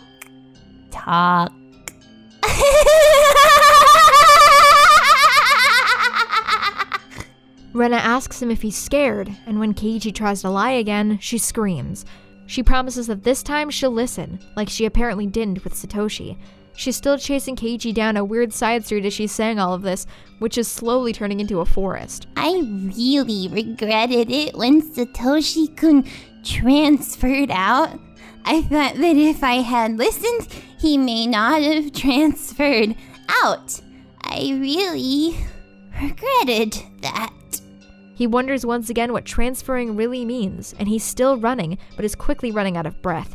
Rena tries to sweet-talk him, telling Keiichi that if he talks to her, everything can go back to how it used to be. There's nothing Keiichi wants more than that, but he knows that that's just another lie to get him to stop running. Finally, however, Keiichi can't run anymore.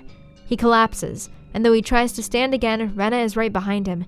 She holds the axe over his head, and Keiichi begs her to know the answer. Who is the perpetrator behind the events? You seem to be confused, Keiichi-kun. There is no human perpetrator. Everything is by Oyashiro-sama's will.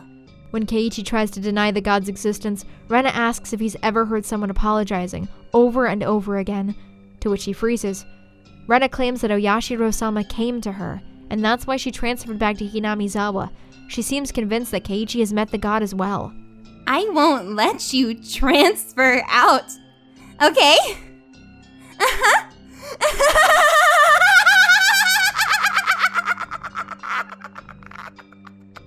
Keiichi recalls what Oishi told him about Rena the previous night, presumably after he lost his shit and regained his cool. Apparently, Rena was talking with 3 boys, some friends of hers, outside of the school's pool shed. The conversation turned into an argument, and after Rena went through a certain change in her disposition, a transformation, she beat the 3 boys with a baseball bat. When she was done with that, she proceeded to break all of the windows in her school until she was subdued by a teacher. She was rushed to the hospital, but for some reason no charges were ever pressed against her, as if someone encouraged the injured parties not to. Oishi's source for Rena's counseling sessions was a nurse who just happened to overhear some of it. Apparently, Rena shouted suddenly that everything was because of Oyashiro-sama. Whoever abandons Hinamizawa will be hunted down by Oyashiro-sama, and the god has finally come for Rena. Wait, we haven't heard that last part yet. Yes, in addition to any who carelessly step into the village being cursed, anyone who leaves the village is also cursed. Apparently, Oyashiro-sama wanted to limit contact between the demons of the village and the outside world, so also forbade them to leave. One other thing of note as well, Rena's weapon of choice in her crime was also a metal bat.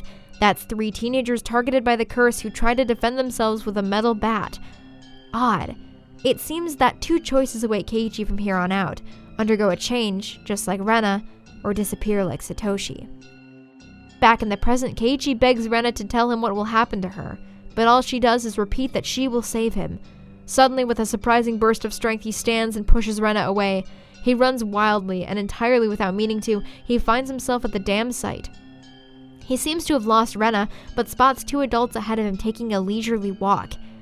In the middle of the day, heading directly for him. But as soon as he starts running again, they start chasing him. Now he's heading back towards Rena, being chased by 2 other goons. They're much stronger and faster than him, but in a last-minute bout of heroics, Keiichi finally remembers his bat and swings. He lands his mark, and though he puts up a good fight, the men eventually overpower him, and Keiichi blacks out. When he comes to, he's in his own room. Unfortunately, he's not alone. Feeling all right? Why am I... Don't you remember? I called the doctor. He should be here soon. I think you'd better just lie down until then. Apparently, Rena found him at the dam site, unconscious. He told her that he could walk on his own, and she helped him back to his room. He doesn't remember any of this. He also finds it very strange for Rena to be nursing him after she just tried to kill him. Though she seems normal enough, Keiichi notices a small shadow cross her face and tells Rena he has to use the bathroom so he can run downstairs to call Oishi. Just before picking up the receiver, however, the doorbell rings. Thinking it's the doctor, he carelessly opens it, only to see Mion. Oh, you look just fine. I heard you collapse, so I came to check up on you. Rena meets them down there, and once again Keiichi is struck with a sense of foreboding. They urge him back to bed, and he loses his chance to call Oishi. Talking to each other, Rena mentions to Mion that she called the director. Not knowing who that is, Keiichi begins to question them, and they seem to dodge the question. Uh-oh. Kei-chan, you've gotten into baseball lately, haven't you? Pretty sure the director will be happy to hear that. So, who is this director?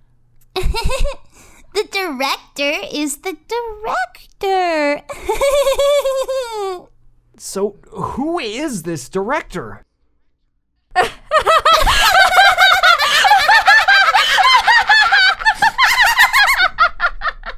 They giggle together, but stop abruptly as they realize that if the manager's going to be there soon, they'd better finish up giving Keiichi his penalty before he does. What penalty? For the homework with the mochi, remember? Aw man, even that seems like such a long time ago now, even if it's only been about 4 days. Keiichi is similarly confused. This day has been so long, so strange, and Rena and Mion keep laughing. No, they can't be Rena and Mion. They must be doppelgangers. Rena pins his arms behind his back, but she's far too strong to just be a normal girl. Mion giggles and pulls something strange out of her pocket. A syringe. Rena held me tighter, and I could hear the clattering laughter that no longer sounded like laughter blaring into my ear. That eerie laughter. It wasn't something that the Rena I knew could ever produce from her own throat. This thing that was pretending to be Rena. Was this their real laugh? The thing pretending to be Mion holds the syringe up to his face, taunting him. You know exactly what's going on, don't you? You're going to have done to you what happened to Tomatake-san. You're playing dumb, Keiichi-kun. You should have realized it by now. That's when he realizes what's in the syringe. It's the drug that made Tomatake claw out his own throat, the one that's undetectable in the human body. It really exists, and now Mion, or Mion's doppelganger, is going to use it on him. Mion grabs onto his chest, Keiichi feels dizzy and squats down, and all of a sudden, everything stops. Mion and Rena are gone, seemingly, and Keiichi gets the feeling that he's been squatting in the corner for a long time. He thinks that maybe the whole thing was a hallucination, until he starts to cry. Why was I sad? I don't understand. I don't understand. Mion. That Mion was sprawled by the window in an unnatural pose. Blood stained her a deep red from her head down to her chest. Rena. That same Rena was slumped at my feet and was making the same pool of blood as Mion. This is familiar. At least, I hope it is. If it's not, if this scene isn't ringing any bells yet, think back. All the way back. All the way to the start of the... If I was gonna be ripped apart anyways, having my body ripped apart would have been far better. I trusted her. No. I'd still trust her. The prologue was a warning, and a flash to the future. At least, that's what we have to presume, since here Keiichi is, with the bodies of his friends around him. He killed them. There's no way around that. Did they deserve this death? It seems so. They were planning to make him share Tomatake's fate. But are these bodies really them? Were they humans or monsters? Hey, me. There's no reason for you to remember it, nor is there a need to regret it. Eat or be eaten. You get that, don't you? But the blood. The blood. There's so much. Keiichi takes a breath and remembers what happened anyway. Mion and Rena were about to inject him, but he fought back. He grabbed the bat and... blackness. There was nothing recorded past this point in the videotape of my mind. No, that wasn't right. It wasn't that there was nothing recorded, just the other me inside myself. It told me not to look. It had turned off the TV. For a moment he's calm. Now the police will get involved and the criminals behind the murders will be brought to justice. But then he remembers. Rena and Mion not only called a doctor, but also a director.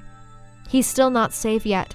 He thinks he hears voices outside, and when he goes to look, he sees several grown men, and one in a lab coat, clearly posing as a doctor to get him to open the door. And behind them, parked in the doorway, a white van. He needs to escape and contact Oishi, but before that, he needs to write another note. He takes his clock off the wall and attaches a second piece of notebook paper to it, naming Rena and Mion as part of the crew of perpetrators. Putting pieces together, Keiichi comes to the conclusion that the only director he can think of is the dam construction site manager, and comes to the conclusion that he must be alive and pulling the strings. All the incidents are connected, and he's going to leave behind as much of it for Oishi as he possibly can. Finally, he attaches the syringe to the piece of paper and sticks it all back behind the clock. After that, I gazed down silently at Rena and Mion.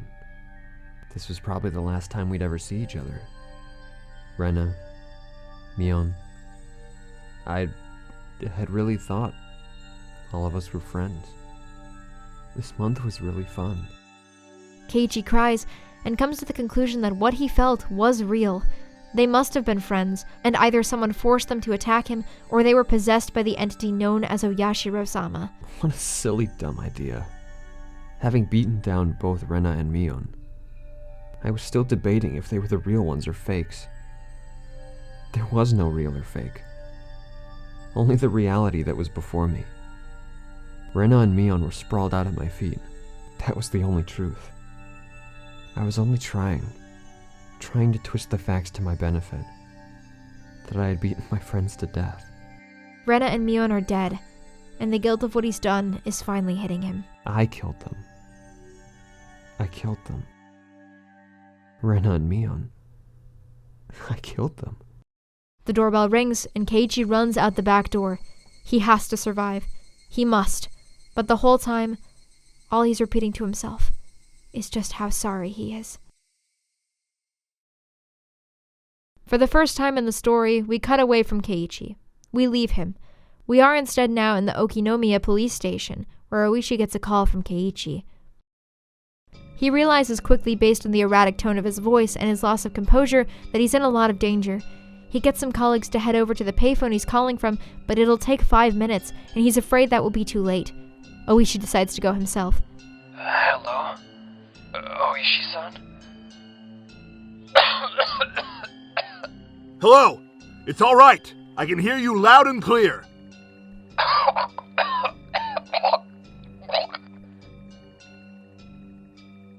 Maebara-san! Who is the culprit? How many are there? I thought... At first the culprit was human.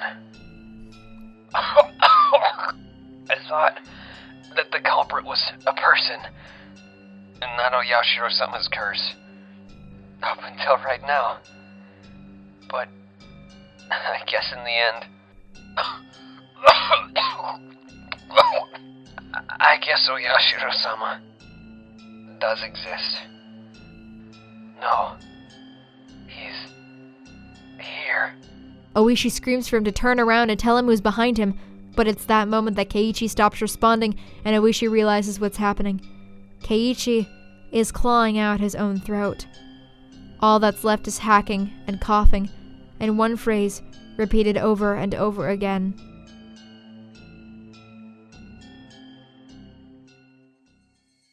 As Oishi rushes to his car, he gets the feeling that he no longer has to hurry. He listens to the Higurashi crying out in the night, and feels like only they know the truth. We are then told through an official report the events of the afternoon, how Keiichi's house is still in utter disarray, how he beat his friends to death, and how he was found unconscious and in critical condition in a phone booth. Though he was rushed to the hospital, he did not recover and died 24 hours later. They find his notes behind the clock, but it appears as if someone has torn the middle portion of the note out. The second half of the note reads, I have no idea why it has become like this. If you're reading this, then I am probably already dead. Though you may not find my body. You who are reading this, please uncover the truth. That is my only desire. Keiichi Maebara. And so, our goal is set. Keiichi has left us with the task of discovering the truth behind the murders. To our late, great, well, maybe not that great, protagonist, I promise that we will uncover the truth. It, might take us a while, though. So you might be wondering, where can we possibly go from here? It seems like the story is wrapped up pretty nicely. Oh, my friend, there's still a lot more to see. And from here on out, it's somehow going to get weirder. I can promise you that. You may have noticed that there wasn't all that much analysis in this video. That would be because it's really hard to analyze a story when you only have the first 8 of it. Because there's so much more. What happens in a microcosm in this chapter also happens to the bigger narrative. So what can we say about this chapter? Simply put, it's brilliant. The pacing, though slightly bloated at the beginning, tightens up almost immediately, and the fall into madness and chaos is so subtle that you don't realize it's even happening until it's far too late. It starts with a simple mystery. Okay, a guy got killed in a pretty gruesome way a couple years ago. And then you find out about the curse. Though Keiichi's freaked out, you probably aren't yet. Then all of a sudden, his friends start acting strange. But it isn't really until that scene with Rena through the doorway that it hits you. This story has gone utterly off the rails. It's evolved from a mystery thriller into a full-blown survival horror. It might be different for different people, but that's really the moment that makes you go, oh, I'm fucked. Everyone in this story is so fucked. And this is also the moment that makes you question whether or not there are supernatural elements. The story does such a good job with its construction of putting you in the same headspace as Keiichi, but I can't really talk about that yet. I won't be able to for a while, so I hope you'll bear with me. As much as I am loath to ask, please subscribe to the channel to get notified when the next one releases, and I will see you for Chapter 2 as soon as I can. Try not to think about this one too much, And get some good sleep tonight.